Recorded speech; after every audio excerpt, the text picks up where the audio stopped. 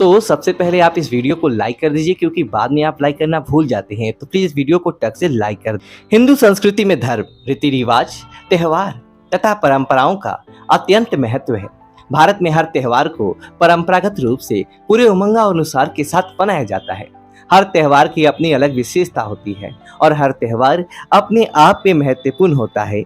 हिंदू पंचांग के अनुसार श्रावण मास के आरंभ होते ही लगभग सभी प्रमुख त्योहार शुरू हो जाते हैं। गणेश उत्सव के पश्चात पितृपक्ष के 15 दिन छोड़ दिए जाएं। उसके बाद लोगों को बेसब्री से इंतजार होता है नवरात्रि का। नवरात्रि माँ दुर्गा के विभिन्न रूपों की पूजा का महापर्व होता है।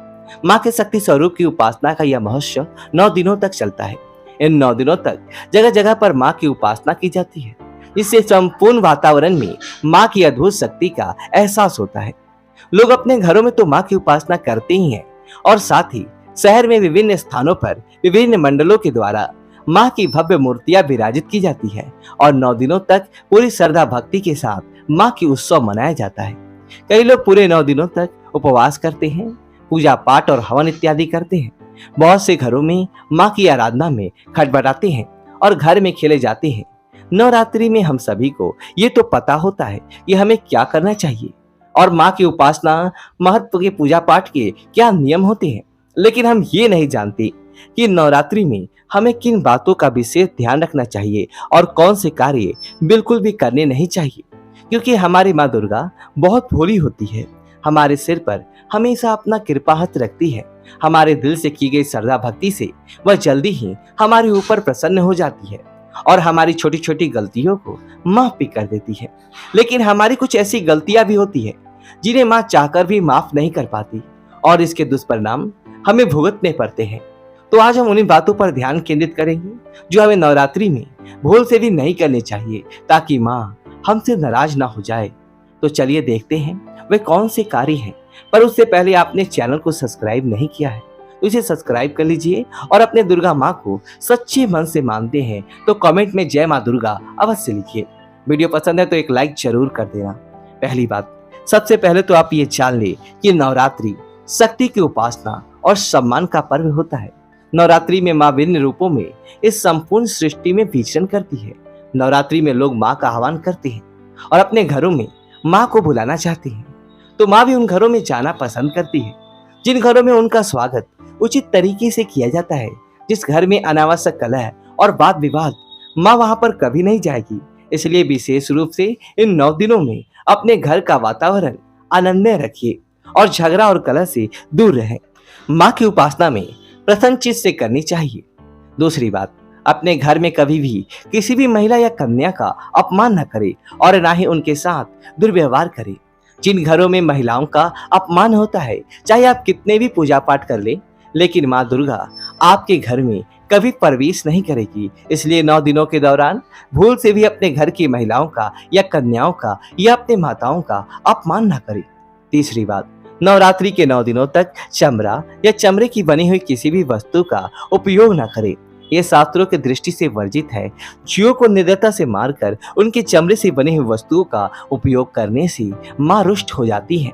माँ इस संसार की सभी प्राणियों पर प्रेम करती है। सभी प्राणी माता को अत्यंत प्रिय है। इसलिए 9 दिनों के दौरान किसी भी प्रकार के जीव की हत्या भूल से भी ना करें। चौथी बात, नवरात्रि के 9 दिनों तक नाखून काटना या बाल कटवाना वर्जित माना गया है। इन पूरे 9 दिनों तक आपको स्वच्छ और साफ कपड़े पहनने चाहिए और गंदगी से दूर रहना चाहिए। पांचवी बात, नवरात्रि के 9 दिनों तक मांसाहार ना करे और ना ही मद्यपान करे। यह स्वास्थ्य की दृष्टि से तो नुकसानदायक होता ही है, साथ ही नशा करने वालों से माँ हमेशा दूर रहती है। ऐसे लोगों पर अपनी कृपा कभी नहीं बरसाती। कोशिश करें कि 9 दिनों तक अपने आहार में प्याज और लहसुन का भी प्रयोग न करें। तामसिक भोजन के बजाय सात्विक आहार करें, जिससे आपके मन में अच्छे विचार आएंगे। छठी बात, काला रंग शास्त्रों की दृष्टि से अशुभ माना गया है और इस रंग के किसी भी वस्तु की कभी भी पूजा पाठ में या शुभ अवसर पर नहीं किया जाता है। नवरात्रि के 9 दिन बहुत ही शुभ और पवित्र होते हैं। इसलिए 9 दिनों तक काले रंग की कपड़े और वस्तुओं को अपने शरीर पर ना पहने। सातवीं बात, नवरात्रि में जो लोग उपवास और व्रत करते हैं उन्हें पूरे 9 दिनों तक शारीरिक संबंध नहीं बनाना चाहिए। इन दिनों में ब्रह्मचर्य का पालन करना अति आवश्यक है। 8वीं बात, नवरात्रि के व्रत वाले दिन केवल व्रत का निर्धारित खाना ही खाएं। अनाज और लहसुन का सेवन भूल से भी ना करें। 9वीं बात, नवरात्रि में नियमित रूप से माँ की पूजा करनी चाहिए और पूजा के बाद माँ के धूप दीप के साथ आरती भी जरूर करें। पूजा और आरती करते समय पूजा में किसी भी प्रकार की विघ्न उत्पन्न नहीं होने देनी चाहिए या रुक रुक कर भी आरती नहीं करनी चाहिए। पूजा और आरती एक बार में ही संपन्न करनी चाहिए, नहीं तो हमारी पूजा व्यर्थ होती है। 10वीं बात, नवरात्रि में माँ के खंडित या पुरानी मूर्ति बिल्कुल भी ना रखें। ऐसा करना अशुभ होता है। हमेशा माँ की मूर्ति की स्थापना करें और ध्यान रखें, नवरात्रि के 9 दिनों में अपने घर को कभी भी अकेला ना छोड़ें। और घर में कोई घर स्थापना की हुई है तो घर में कोई ना कोई स्त्री या पुरुष अवश्य ही रुकना चाहिए। ऐसे समय में घर को खाली छोड़ने से अशुभ होता है। 7वीं के पीछे यह भी एक कारण है कि घर के अंदर बिल्लियां घूमती है, जिससे कोई छोटे पशु माँ के घट को नष्ट कर सकते हैं और इससे अनर्थ हो सकता है। इसलिए घर को अकेला ना छोड़े। तो ये थी वह कार्य जो नवरात्रि के 9 दिनों में हमें करने नहीं चाहिए। अगर ये जानकारी आपको पसंद है तो वीडियो को लाइक करें, कमेंट में जय माँ दुर्गा, जय माँ शक्ति अवश्य लिखिए। वीडियो को लाइक करें, अपने दोस्तों के साथ शेयर करो, हमारे चैनल को सब्सक्राइब करें। धन्यवाद दोस्तों।